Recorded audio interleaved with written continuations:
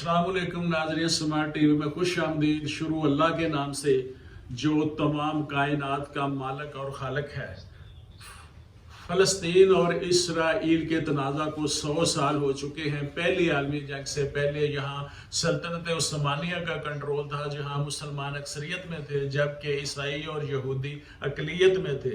पहली जंग अजीम के बाद सल्तनत उस्मानिया टूट गई और इस खित्ते का कंट्रोल फ्रांस और बरतानिया के पास चला गया और उन्होंने आपस में इस खित्ते को तकसीम कर लिया। फ़लस्तीन बरतानिया के ज़ेरे कंट्रोल आया। जब इस इलाके का कंट्रोल बरतानिया के पास आया तो बहुत से यहूदी बड़ी तादाद में यहाँ आकर आबाद होने लगे। मुकामी अरब आबादी और यहूदियों में टेंशन उस वक्त शुरू हुई जब बरतानिया ने फ़लस्तीन में यहूदियों के लिए उनका इलाका मखसूस कर दिया। यहूदियों का ये एजेंडा था कि इनकी अपनी एक अलग रियासत होनी चाहिए। फ़लस्तीन और इसराइल में लड़ाई का सबब ये है कि यहूदी कहते हैं कि ये उनका आबाई इलाका है, जबकि मुकामी अरब इसे अपना आबाई इलाका करार देते हैं और यहूदियों के इस दावे को मुस्तरद करते हैं कि ये उनका आबाई इलाका है। नहीं, बल्कि ये अरबों का आबाई इलाका है। 1920 से लेकर 1940 के दौरान फ़लस्तीन में यहूदियों की आबादी तेज़ी से बढ़ने लगी और दीगर इलाकों से भी यहूदी माइग्रेट करके यहाँ आते रहे।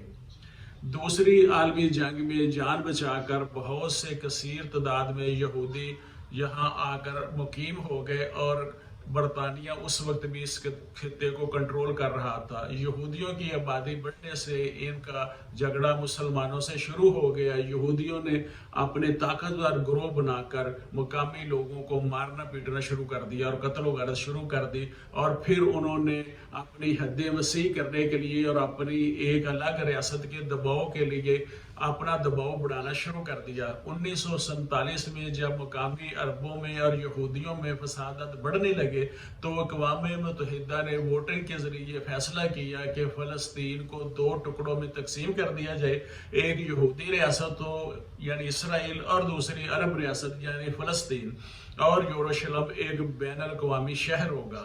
इस प्लान के मकसद का जो पस मंज़र था वो ये था कि यहूदियों को एक अलग मुमलकत दे दी जाए। अक़वाम मुत्तहिदा का ये प्लान यहूदियों ने तो कबूल कर लिया क्योंकि ये उनकी सरजमीन नहीं थी, बल्कि दुनिया का कोई एक खिता भी ऐसा ना था जो यहूदियों का हो। इर्द गिर्द के अरब ममालिक ने इसे पसंद ना किया और महसूस किया कि ये ज़बरदस्ती अरबों का इलाका छीन कर यहूदियों को दिया जा रहा है।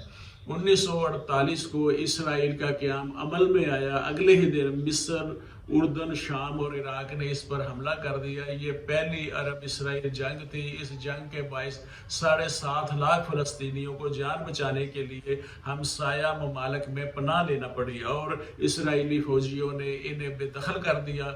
ये जंग जीत कर इसराइल के कब्जे में वो इलाके भी आ गए जो यूएनओ के बनाए हुए चार्टर में उसके नक्शा में भी इसराइल के नहीं थे, लेकिन उन्होंने वहां तक अपनी सरहदें वसी कर ली और तमाम इलाकों पे कंट्रोल कर लिया मासवाए गजा के। गजा मिस्र के कंट्रोल में था और वेस्ट बैंक उर्दन के कंट्रोल में था। 1973 में मिस्र और उर्दन ने अपने इलाके छुड़ाने के लिए इसराइल पर हमला किया। 6 साल बाद इसराइल और मिस्र ने अमन का मुआहदा कर लिया। जॉर्डन ने भी कुछ अर्सा बाद इसराइल को तस्लीम कर लिया। गजा और वेस्ट बैंक में बहुत सी फ़लस्तीनी, कई नस्लों से बहुत से फ़लस्तीनी जो रह रहे हैं, इसराइल की जानब से फ़लस्तीनियों को अपने आबाई घर जाने की इजाज़त नहीं। इसराइल का मौक़िफ़ है कि इस तरह आबादी बहुत ज़्यादा बढ़ जाएगी, उनकी रियासत की वजूद को ख़तरे का सामना करना होगा। इसराइल अब भी वेस्ट बैंक पर काबिज़ है। अक़वाम मुत्तहिदा आज भी इस इलाके को मकबूजा मानती है। इसराइल पूरे यरूशलेम को अपना दारुल खिलाफा करार देता है। फ़लस्तीनी ईस्ट यरूशलेम को अपना दारुल खिलाफा करार देते हैं। इसराइल ने वेस्ट बैंक में मुस्तकिल अपने ठिकाने बना लिए हैं जहाँ 6 लाख यहूदी काबिज़ और रहाइश पजीर है। इसराइल के कानून के मुताबिक दुनिया में किसी भी यहूदी को इसराइल की ऑटोमेटिक सिटीजनशिप मिल सकती है। इंटरनेशनल कानून के मुताबिक ये सेटलमेंट इलीगल है, सरासर गलत और गैर कानूनी है। लेकिन इसराइल अक़वाम मुत्तहिदा समेत तमाम ममालों को उनकी राय को रद्द करता है। 2007 میں غزہ کا اقتدار حماس نے سنبھالا، جو ایک دینی اکثریت پسند گروپ ہے۔ 2007 سے لے کر اب تک حماس اب تک متعدد جنگیں لڑ چکا ہے۔ دونوں نے کئی بار ایک دوسرے پر فضائی حملے کیے ہیں۔ 2007 سے اسرائیل نے غزہ کی پٹی کا محاصرہ کر رکھا ہے تاکہ وہ حماس کو آئسولیٹ کر سکے۔ غزہ کے لوگوں کی خوراک اسرائیل کنٹرول کرتا ہے۔